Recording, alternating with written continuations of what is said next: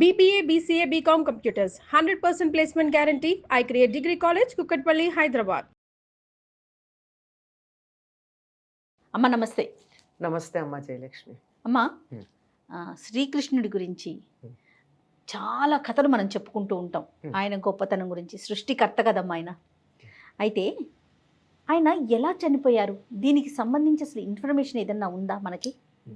ఓ, ఇంకా తాను శరీరం వదిలేయాల్సిన సమయం వచ్చింది. ఎందుకంటే అవతారం అయిపోయిందంతా.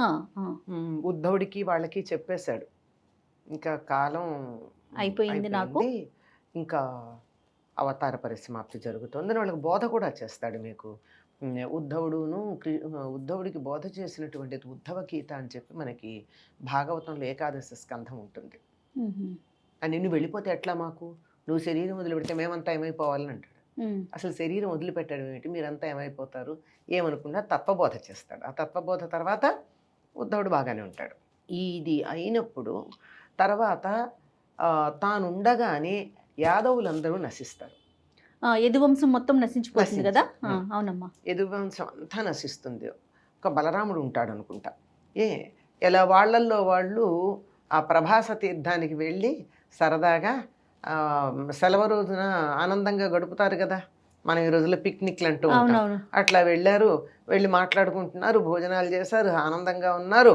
ఆనందంగా ఉంటూ పరిహాసాలు ఆడుకున్నారు. ఆ పరిహాసాలు ఏమైనాయి, తలుపు చెక్కతో తమలపాకుతో తానొకటంటే తలుపు చెక్కతో తానొకనట అన్న స్థాయికి వెళ్ళాయి అని మాటలు తూటాలయ్యి అక్కడున్న రెల్లు పుల్లలు పెట్టి ఒకళ్ళనొకడు కొట్టుకున్నారు. రెల్లు పుల్లలతో చచ్చిపోయారు వాళ్ళు. యదువంశస్థులమ్మా. అంత 1000 ఏనుగుల బలాలు, 100 ఏనుగుల బలాలు ఉన్నటువంటి వాళ్ళు, అట్లాంటి వాళ్ళు అలా చనిపోవడానికి కారణం ఏమిటి అంటే దానికి ఒక కథ చెప్తారు. ఈ సాంబుడు అనేటటువంటి వాడు కృష్ణుడు కుమారులలో ఒకడు. వీళ్ళు ఒకసారి దుర్వాసో మహర్షి అక్కడికి వస్తూ ఉంటే వాళ్ళని పరీక్ష చేయాలని చెప్పి ఈ సాంబుడికి ఆడవేషం వేసి ఇలా పొట్టెత్తుగా పెట్టి ఆయన దగ్గరికి వెళ్ళి, అయ్యా ఈమెకి ఏ బిడ్డ పుడుతుందో చెప్పండి అని అడిగారు. ఋషులతో పరిహాసాల, అదే కదా, మీ వంశాన్ని నాశనం చేసే ముసలం పుడుతుంది అన్నాడు ఆయన. ముసలం అంటే రోకలి, ఓ ఇనప రోకలి పుట్టింది అక్కడ.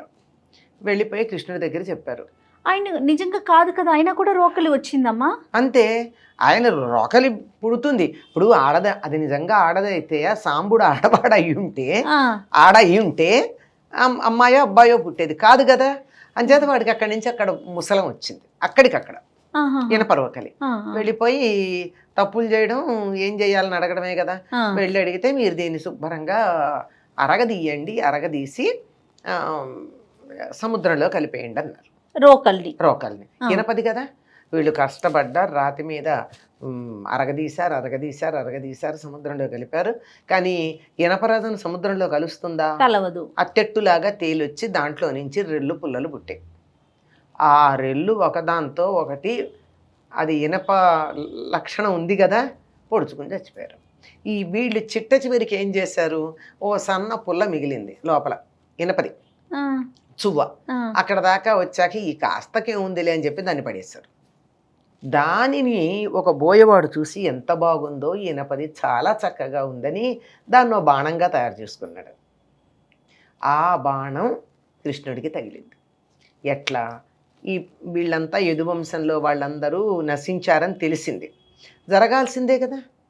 ఎందుకంటే అందరూ ఇప్పుడు భూభారం తగ్గించడానికి వచ్చాడు, కౌరవులందరూ నశించారు, పాండవుల్లో కూడా కొద్దిమంది ఉన్నారు, కొద్దిమంది చనిపోయారు కదా. ఈ నాయకులు ఉన్నారు, కొంతమంది ఈ పక్షాన కూడా చనిపోయిన వాళ్ళు ఉన్నారు కదా. ఇక మిగిలింది ఎవరంటే యాదవులను ఎవ్వరూ ఏమీ చేయలేరు, అంత బలవంతులు కనుక. వాళ్ళల్లో వాళ్ళకే ముసలం పుట్టి చనిపోవడం జరిగింది.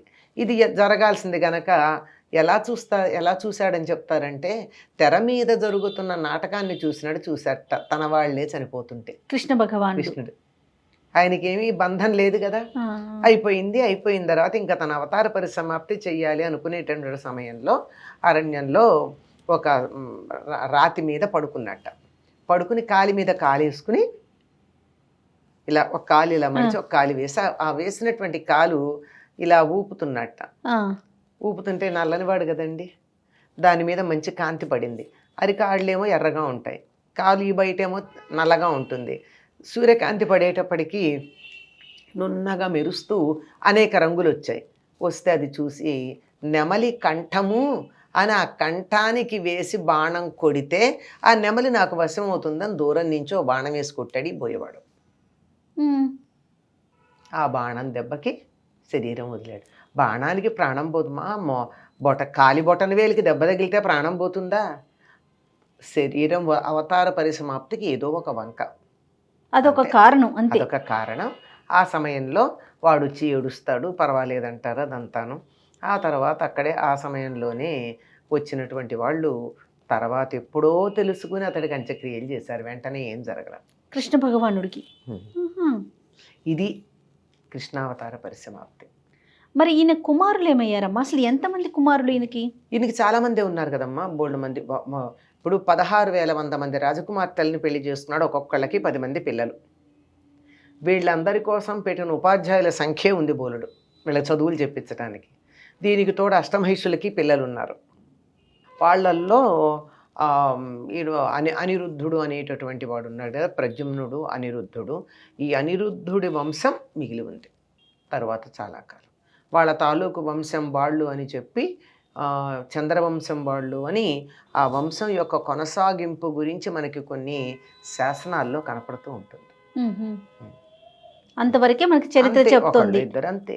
ఆ తర్వాత ఏమవుతుంది, ఇది 5,000 సంవత్సరాల నాటి మాట, 5,200, 300 అక్కడి నుంచి. ఆ తర్వాత ఏమైంది, ఆయన శరీరం వదిలాడు.